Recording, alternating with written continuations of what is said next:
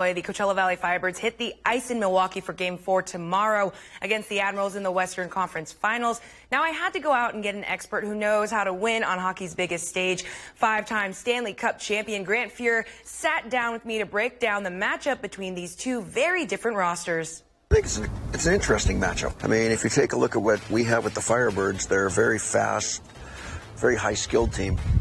Where you look at Milwaukee, it's a bigger club that plays a more physical style, and I think you saw in the first two games with home ice advantage, the Firebirds are able to instill their will. So the high-paced game and everything, and then you saw the other night, Milwaukee at home bottled up the neutral zone and made it a lot harder to create space.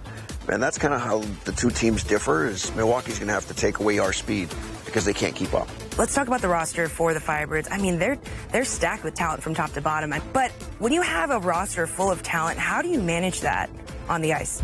I think it's a nice problem to have. I mean, yeah, you'd like to get everybody a few more minutes, but at the same time, you could roll four lines. And a lot of that is what makes this hockey club good, is they can roll four lines. You've got skill on all four lines.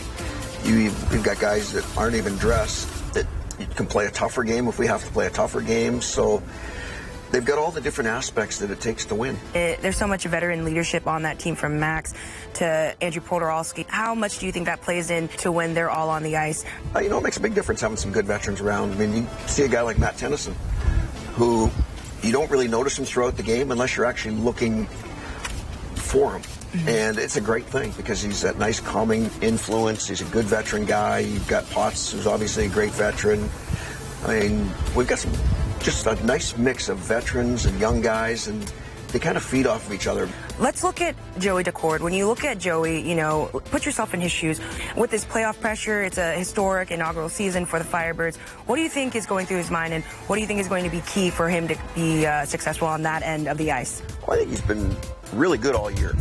That's the biggest thing, is consistency, and one of his big fortes is handling the puck. So for Joey, you can see the last game, Milwaukee's kind of figured that out a little bit, and instead of turning away from him, now they're going directly to him.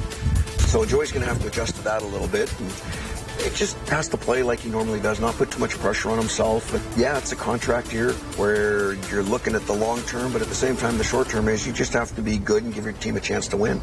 They also have the AHL Rookie of the Year, Ty Cartier.